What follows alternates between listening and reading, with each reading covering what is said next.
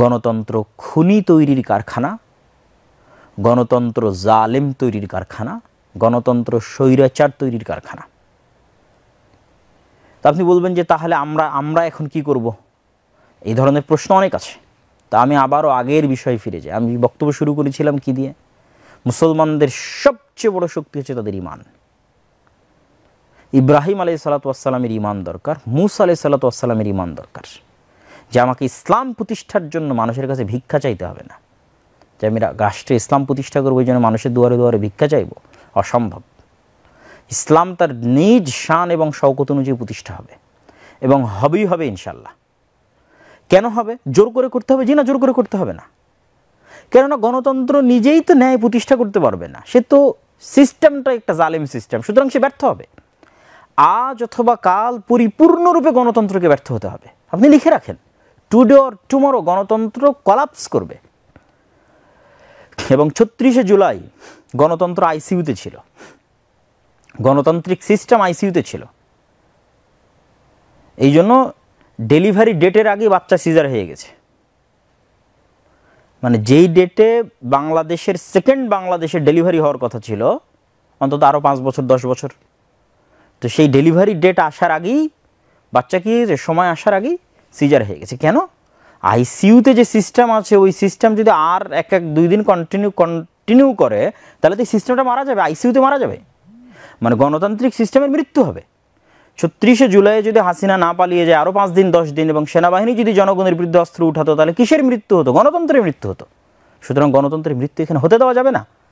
এটা পাশ্চাত্য বিশ্ব চায় না যে গণতন্ত্রের মৃত্যুবরণ করুক, সিস্টেমটা মৃত্যুবরণ করুক। কিন্তু যখনই আর্মি জনগণের বুকে গুলি চালাতো, তখন কি হতো? তখন গৃহযুদ্ধ শুরু হতো, এবং গৃহযুদ্ধ শুরুর মাধ্যমে এখানে গণতন্ত্রের মৃত্যু হতো। এবং গণতন্ত্রের পরিপূর্ণ কোলাপসের উপরেই একমাত্র ন্যায় বিচার প্রতিষ্ঠাকারী কে?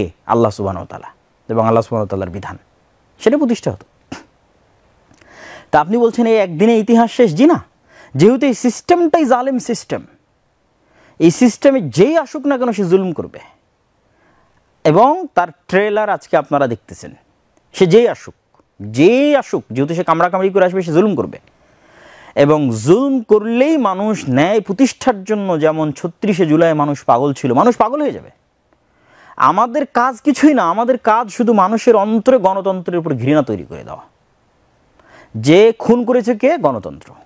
গত 16 বছর ক্রস ফায়ার গুম কে করেছে? গণতন্ত্র।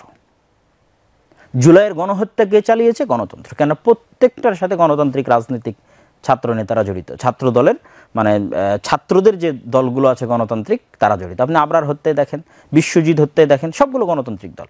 এরকম একটা ঘটনা যদি বাংলাদেশের কোনো, পৃথিবীর কোনো একটা ইসলামী দলের হাতে হতো, তাহলে তাকে জঙ্গি বলে নিষিদ্ধ করে দেওয়া হতো। কিন্তু এতগুলো হত্যাকাণ্ড হওয়ার পর গণতন্ত্র জঙ্গি নয়। এটাই হচ্ছে দ্বিচারিতা। তো আমাদের কাজ কি? মানুষের অন্তরে এটা পুশ করতে থাকা যে গণতন্ত্র ব্যর্থ, গণতন্ত্র ন্যায় প্রতিষ্ঠা করতে পারে না।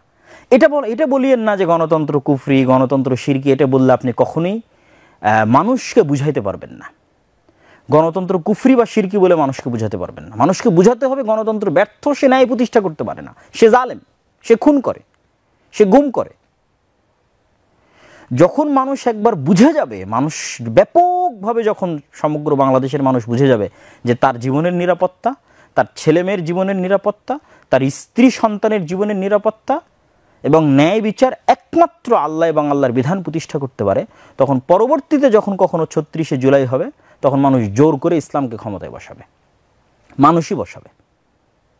এবং এই দিন ঘটবে, একদিন আগে অথবা একদিন পরে। কিন্তু সেটার জন্য আমাদের কি করতে হবে? আমাদের এই সিস্টেম যে ব্যর্থ, এবং আল্লাহ সুবহানাহু ওয়া তাআলার সিস্টেমই যে একমাত্র সমাধান মুসলমানের জন্য, এটার প্রতি অবিচল আস্থা লাগবে, অবিচল ঈমান লাগবে, যেটা আমাদেরকে রাখতে দিতে চায় না, শয়তান রাখতে দিতে চায় না, আমাদের শত্রুরা রাখতে দিতে চায় না, যে আমরা আল্লাহ সুবহানাহু ওয়া তাআলার বিধানের উপর অবিচল আস্থা রাখব। এবং ইসলাম যে একটা অল্টারনেটিভ পাওয়ার, এটা আমরা আস্থা রাখতে পারি না। আমরা মনে করি না, আমি যদি গতানুগতিক এই সিস্টেমের মধ্যে না যাই, তাহলে তো আমি সফল হতে পারবো না। কিন্তু আপনাকে ঈমান রাখতে হবে যে ইসলাম একটা অল্টারনেটিভ পাওয়ার, এবং এই অল্টারনেটিভ পাওয়ারের বিজয় হবে। কেননা যেই সিস্টেম আসে, তা কি বললাম, সে জালেম সিস্টেম। সম্মানিত উপস্থিতি,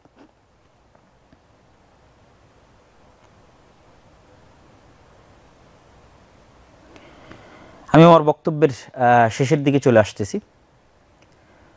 তো গত 1300 বছরে, গত 1400 বছরের এবং ইসলামী খেলাফতের পতনের যে 1300 বছর পূর্বে, সেই 1300 বছরে কত মুসলমান মারা গেছে এবং মৃত্যু হয়েছে সেটির একটা জরিপ করা উচিত।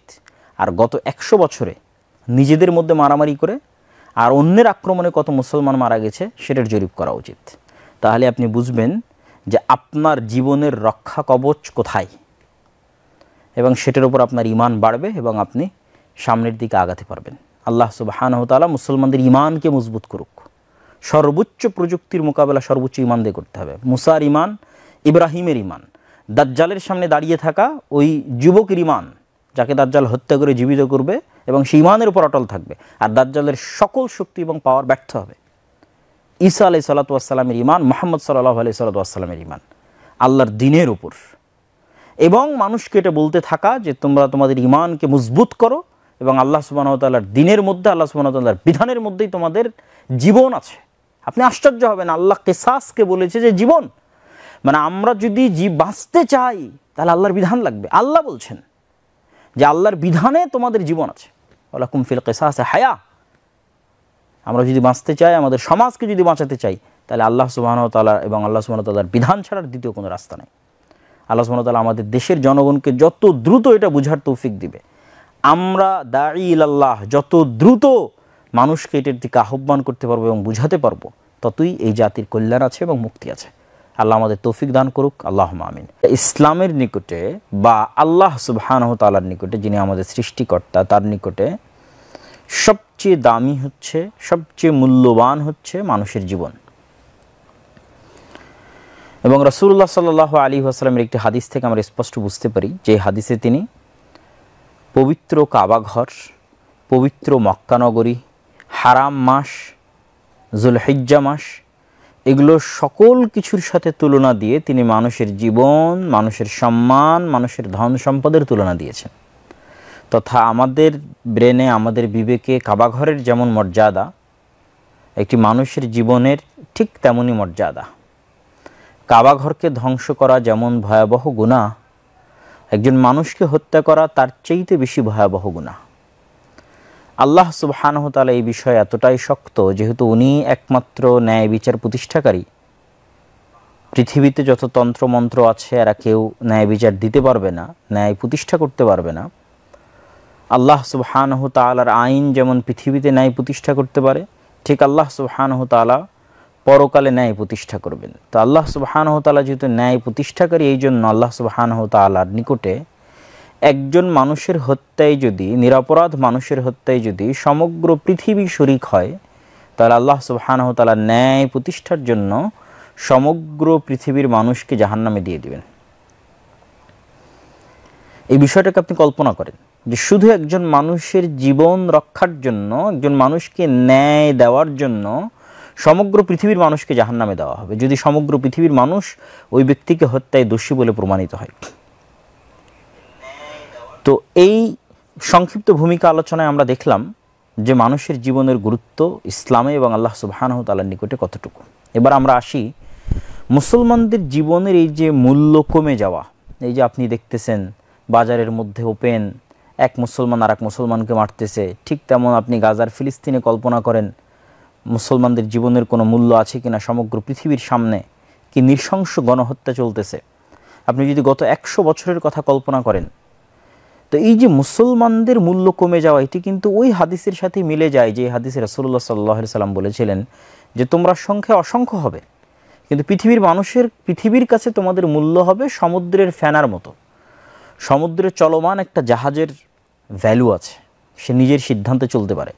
নৌকার ভ্যালু আছে, সে নিজের সিদ্ধান্তে, ড্রাইভার যেদিকে চালাবে সেদিকে চলবে। ভ্যালু নাই কার? সমুদ্রের ফেনার। তো আজ সমগ্র মুসলিম উম্মাহ যে সমুদ্রের ফেনার মতো হয়ে গেল, আমার ছোট্ট গবেষণায় বা চিন্তায় আমি মনে করি দুটি বড় কারণে। এক, আপনি যদি মুসা আলাইহিস সালাতু ওয়াস সালামের সময় দেখেন যে ফেরাউন কত শক্তিশালী ছিল এবং মুসা আলাইহিস সালাতু ওয়াস সালাম কত দুর্বল ছিলেন, ঠিক একই দৃশ্যায়ন হবে দাজ্জালের সময়। দাজ্জাল হবে মহা শক্তিশালী এবং পাওয়ারফুল। পৃথিবীর সকল শক্তির রহস্যের চাবিকাঠি দাজ্জালের হাতে থাকবে। কিন্তু মুসলমানেরা হবে অনেক দুর্বল। ঠিক ওই সময় মুসা আলাইহিস সালাতু ওয়াস সালাম ছিলেন অনেক দুর্বল। তো মুসা আলাইহিস সালাতু ওয়াস সালাম কি ফেরাউনের উপর বিজয় লাভ করেছেন শক্তি দিয়ে, ক্ষমতা দিয়ে, দাপট দিয়ে, অস্ত্র দিয়ে? জি না। ঠিক দাজ্জালের বিরুদ্ধে যেই দিন মুসলমানেরা বিজয় লাভ করবে, সেই দিন মুসলমানেরা দাজ্জালের বিরুদ্ধে বিজয় লাভ করবে তাদের শক্তি দিয়ে, তাদের ক্ষমতা দিয়ে, তাদের পাওয়ার দিয়ে, তাদের কৌশল দিয়ে? জি না। সেই দিন যেমন ফেরাউনের সর্বোচ্চ জাদুকরী শক্তি, শয়তানি শক্তি, সকল শক্তি, সেনাবাহিনী, সকল শক্তির বিরুদ্ধে মুসা আলাইহিস সালাতু ওয়াস সালামের ঈমান, আল্লাহর প্রতি তার যে অগাধ আস্থা এবং বিশ্বাস, এটির কারণে মুসা আলাইহিস সালাম বিজয় লাভ করেছেন। ঠিক কিয়ামতের পূর্ব মুহূর্তে যখন দাজ্জালের হাতে সকল ক্ষমতার চাবিকাঠি থাকবে, দাজ্জালের আদেশে বৃষ্টি বর্ষণ হবে, দাজ্জালের আদেশে খাবার বন্ধ হয়ে যাবে, এমনকি দাজ্জাল একজন মুমিন ব্যক্তিকে হত্যা পর্যন্ত করবে।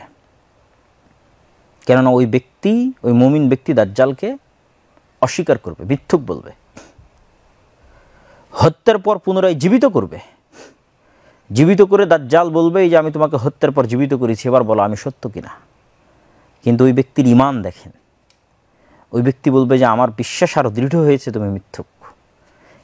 এবারও দাজ্জাল তাকে হত্যা করার জন্য এগিয়ে যাবে, কিন্তু এবার দাজ্জালের পৃথিবীর সকল শক্তি, যত শক্তি দাজ্জালের হাতে আছে, সকল শক্তি প্রয়োগ করেও দাজ্জাল ওই ব্যক্তিকে হত্যা করতে পারবে না। ওই ব্যক্তির ঈমান বিজয় হয়ে যাবে দাজ্জালের শক্তির উপর। তো আজকের মুসলমানদের সবচেয়ে বড় কমতিটা কোথায়? আজকের মুসলমানদের সবচেয়ে বড় কমতি হচ্ছে ঈমান। আজকের আধুনিক বিশ্ব, আজকের পাশ্চাত্য সভ্যতা, আজকের গ্লোবালাইজেশনের যুগে যাদের হাতে ক্ষমতা আছে, যারা মুসলমানদের উন্নত দেশের চাইতে জ্ঞান, বিজ্ঞান ও প্রযুক্তিতে 500 বছর এগিয়ে আছে। ইরান এবং ইসরায়েলের যুদ্ধের উপর যে ভিডিও করেছিলাম, সেই ভিডিওতে আমি তুলে ধরেছিলাম যে মুসলমানেরা জ্ঞান বিজ্ঞানে কতটা পিছিয়ে আছে। মুসলমানদের উন্নত কান্ট্রিও 500 বছর পিছিয়ে আছে তাদের চেয়ে জ্ঞান বিজ্ঞানে। তো আপনি সর্বোচ্চ প্রযুক্তির মোকাবেলা প্রযুক্তি দিয়ে করবেন?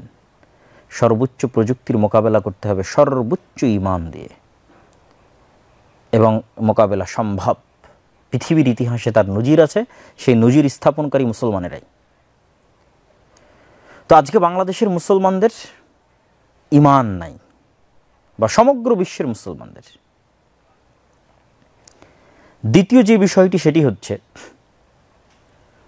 মুসলমানদের জান এবং মাল, ইজ্জত এবং আব্রুর রক্ষা কবচ হচ্ছে মুসলমানদের ঐক্যবদ্ধ কেন্দ্রীয় শাসন ব্যবস্থা। মুসলমানের জানের নিরাপত্তা, মুসলমানের মালের নিরাপত্তা, মুসলমানের ইজ্জত ও আব্রুর নিরাপত্তার রক্ষা কবচ হচ্ছে মুসলমানদের ঐক্যবদ্ধ কেন্দ্রীয় শাসন ব্যবস্থা, যেটি জাতীয়তাবাদের আবেগ দিয়ে 1924 সালে কবর দেওয়া হয়েছে। আরব জাতীয়তাবাদ এবং তুর্কি জাতীয়তাবাদ, এই দুই জাতীয়তাবাদের দ্বন্দ্বে খেলাফতের কবর হয়েছে, পতন হয়েছে 1924-এ। তো আজকের আধুনিক বিশ্বে যত তন্ত্রমন্ত্র আছে, প্রত্যেকটা তন্ত্রমন্ত্র তৈরি করা হয়েছে যেন মুসলমানদের ঐক্যবদ্ধ কেন্দ্রীয় শাসন ব্যবস্থা প্রতিষ্ঠিত না হয়, এই উদ্দেশ্যে। এই জন্য আল্লামা ইকবাল তার কবিতার মধ্যে বলেছেন कि আজকের আধুনিক যুগের আজরেরা তারা শোয়ে হ্যাঁ সানাম আওর। আজকের আধুনিক যুগের আজর, যেমন ইব্রাহিম আলাইহিস সালাতু ওয়াস সালামের পিতা আজর মূর্তি তৈরি করতেন, আধুনিক যুগের আজরেরা তৈরি করেছে নতুন নতুন মূর্তি। ইনসার খোদাও মে বড়া সবসে ওয়াতান হ্যাঁ। আধুনিক যুগের যতগুলো মূর্তি আছে, এই মূর্তির মধ্যে সবচেয়ে বড় মূর্তি হচ্ছে জাতীয়তাবাদ। তারপরে ধীরে ধীরে সমাজতন্ত্র, গণতন্ত্র যা আছে, ধর্মনিরপেক্ষ মতবাদ, সেকুলারিজম, এগুলো প্রত্যেকটা এক একটা মূর্তি। কিন্তু এই মূর্তির বুকে কুঠারাঘাত করার জন্য ইব্রাহিমের মতো ঈমান লাগবে। সেই ইব্রাহিমের মতো ঈমান মুসলমানদের নাই। এই জন্য আল্লামা ইকবাল আরেকটা কবিতায় বলেছেন कि ये दौर अपने इब्राहिम की तलाश में है।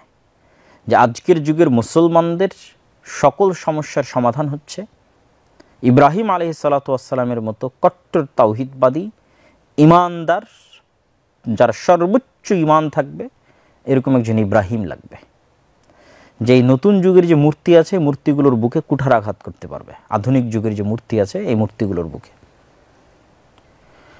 আর মুসলমানদেরকে শয়তান সবসময় এটি বলতে থাকবে যে এইরকম ঘটনা প্রবাহ আপনি কল্পনা করেন, আপনারা যারা দেখছেন আজকের ভিডিও, আপনাদের কারো বয়স যদি 50 বছর হয়, 40 বছর হয়, আর আমাদের মতো যদি 30 বছর হয়, তাহলে আমরা কতদিন থেকে এই ধরনের হত্যাকাণ্ড দেখে আসছি স্মরণ করেন। কত হত্যাকাণ্ডের কথা ভুলে গেছে। হয়তো শুধু গত 16 বছরের হত্যাকাণ্ডের কথা মনে আছে, আর কয়েক বছর গেলে গত 16 বছরের হত্যাকাণ্ড মনে থাকবে না। যেমন আজকের হত্যাকাণ্ড দেখার পর হয়তো এটা যে জুলাই মাসে যে গত বছর হত্যাকাণ্ড হয়েছে এটাও ভুলে যাবেন। তো এইভাবে হত্যাকাণ্ড আসতে থাকবে, বিদায় নিতে থাকবে, আর আপনি বারবার ভরসা এবং আস্থা রাখতে থাকবেন যে ঠিক আছে এবার হয়তো আপনি ন্যায় বিচার পাবেন। কিন্তু আপনি এটি ভুলে যাচ্ছেন যে যেই সিস্টেমে আমরা বসবাস করছি এই সিস্টেম কখনোই ন্যায় বিচার দিতে পারবে না। ন্যায় প্রতিষ্ঠায় ব্যর্থ একটা সিস্টেমের মধ্যে আমরা বসবাস করতেছি। সমগ্র পৃথিবীতেই ব্যর্থ, তৃতীয় বিশ্বে আরও বেশি ব্যর্থ, তথা বাংলাদেশের মতো তৃতীয় বিশ্ব। উন্নত বিশ্বে কেন মোটামুটি সফল? আমি আমার বহু বক্তব্যে বলেছি, উন্নত বিশ্বের প্রতিষ্ঠানগুলো মজবুত। আর তৃতীয় বিশ্বে যেহেতু ক্ষমতার ভর কেন্দ্র থাকে বিভিন্ন জায়গায়, মানে বহির্বিশ্বের বিভিন্ন লিয়াজু এবং অনেক কিছুর হাতে, ফলত এখানে প্রতিষ্ঠানকে কখনো শক্তিশালী হতে দেওয়া হয় না। এখানে সবসময় প্রতিষ্ঠানে রাজনীতিকরণ, প্রতিষ্ঠানকে নিজের পকেটে নিয়ে এসে প্রতিষ্ঠানকে ধ্বংস করা এবং মেধার ভিত্তিতে মূল্যায়ন না করা, প্রতিষ্ঠানকে স্বাধীনভাবে কাজ না করতে দেওয়া, ফলত তৃতীয় বিশ্বে গণতন্ত্র আরও বেশি ব্যর্থ। এই জন্য আপনাকে সমস্যার গোড়া কোথায় সেখানে আপনাকে খুঁজে বের করতে হবে এবং হাত দিতে হবে। গণতন্ত্র ব্যর্থ হওয়ার, তৃতীয় বিশ্বে ব্যর্থ হওয়ার আরও বহু কারণ আছে। যেমন আপনি নিজে কখনোই আপনার এলাকার প্রার্থীকে মনোনয়ন দিতে পারবেন না, একমাত্র রেজিস্টার্ডকৃত নিবন্ধনকৃত রাজনৈতিক দলেরাই মনোনয়ন দিবে। তো এখান থেকেই তো আপনি গণতন্ত্র যে জনগণের ক্ষমতায়ন, সেখান থেকে তো মাইনাস হয়ে গেল। বরং গণতন্ত্র হচ্ছে নির্ধারিত একটি রাজনৈতিক দলের ক্ষমতায়ন। তো যখনই মনোনয়নের বিষয়টা চলে আসে রাজনৈতিক দলের কাছে, তখনই সেখানে মনোনয়ন বাণিজ্য শুরু হয়। আপনি মুখে বলেন অথবা না বলেন, হয়, সবাই জানে, ওপেন সিক্রেট। এবং যখনই মনোনয়ন বাণিজ্য শুরু হবে তখনই দেশের যারা বড় বড় অলিগার্ক শ্রেণী আছে, এলিট শ্রেণী আছে, সেকুলার এলিট, যাদের হাতে কোটি কোটি টাকা আছে, তারা তখন তাদের অর্থ এখানে ইনভেস্ট করবে। ফলত গণতন্ত্র, আপনার ভোট নিয়ে ক্ষমতা চলে যাচ্ছে 50 জন 100 জন সেকুলার এলিটের হাতে। তারাই আপনার নীতি নির্ধারক, তারাই আপনার ভাগ্যের, আপনার দেশে কি হবে না হবে সে সিদ্ধান্ত গ্রহণকারী। ছোট বাচ্চাকে যেমন আমরা কোনো কিছু দিয়ে ধোকা দিই না অনেক সময়, যে ঠিক আছে বাবু কোনো একটা জিনিসের জন্য কান্না করতেছে, বা আপনি হয়তো কোথাও নিয়ে যেতে চাচ্ছে, আপনি নিয়ে যেতে চাচ্ছেন না, তখন একটা মোবাইলে একটা গেম অন করে দিলেন বা কিছু একটা দিলেন, সে আসল জিনিসটা ভুলে গেল। তো আপনাকে জাস্ট শয়তান এই মজাটা দেওয়ায় যে আপনি ভোট দিতে পারবেন, মজা লাগে, জাস্ট এই মজাটা আপনাকে ফিল করিয়ে আপনার কাছ থেকে 5 বছরের জন্য খুন, গুম, চুরি, রাহাজানি, ডাকাতির পারমিশন নেওয়া হয়। আর আপনাকে জাস্ট ওই মজাটুকু দেওয়া হয়, আমি তো খুব মজা পাচ্ছি, বাস এই মজার নেশায় বারবার প্রতি 5 বছর পর পর ব্রেনে নেশা চড়ে যে না একটা ভোট দিতে হবে, নেশার মতো কাজ করে। তখন আবার নেশার মতো আমরা ব্যবহার করি, কিন্তু দেখি ঘুরে ফিরে ওই একই বেড়া জালে আটকে আছে। হ্যাঁ, আমি বলেছি যে শুধু যদি গণতন্ত্র হিসেবেও বলা হয়, তাহলে প্রকৃত গণতন্ত্র এভাবে হবে যে আপনারা গ্রামে মসজিদ চালান না, মাদ্রাসা চালান না, এমনকি পুরান ঢাকায় তো এখনও পঞ্চায়েতও আছে। তো গ্রামের মানুষ যদি একসাথে একত্রিত হয়ে মসজিদ চালাতে পারে, মাদ্রাসা চালাতে পারে, কবরস্থান চালাতে পারে, পঞ্চায়েত চালাতে পারে, তো একত্রিত হয়ে গ্রামের নেতা নির্ধারণ করতে পারে না? পারে। পরামর্শের ভিত্তিতে যখনই নেতা নির্ধারিত হবে তখনই যোগ্য ব্যক্তি আসবে। যেমন 36শে জুলাইয়ের পর যে সরকার গঠন হয়েছে, তাদের আমরা যতই সমালোচনা করি না কেন, যেই সিস্টেমটার মধ্যে এসেছে, এই সিস্টেমটার মধ্যে গ্রুপিং নাই, কেননা এই সিস্টেমে সবাইকে বাধ্য করা হয়েছে তোমরা পরামর্শের ভিত্তিতে নেতা নির্ধারণ করো। ফলত আপনি আজকে যত গ্রুপিং দেখছেন সব গ্রুপগুলো একত্রিত হয়ে পরামর্শের ভিত্তিতে নেতা নির্ধারণ করেছে। তো গ্রামের মানুষ একত্রিত পরামর্শের ভিত্তিতে তাদের নেতা নির্ধারণ করবে, তারপরে সকল গ্রামের নেতা একত্রিত হয়ে ইউনিয়নের নেতা নির্ধারণ করবে, ইউনিয়নের নেতারা একত্রিত উপজেলার নেতা নির্ধারণ করবে। তাহলে কি হবে? তাহলে গ্রুপিং থাকবে না। আর গণতন্ত্রের মূল থিওরি হচ্ছে গ্রুপিংকে জিইয়ে রাখতে হবে।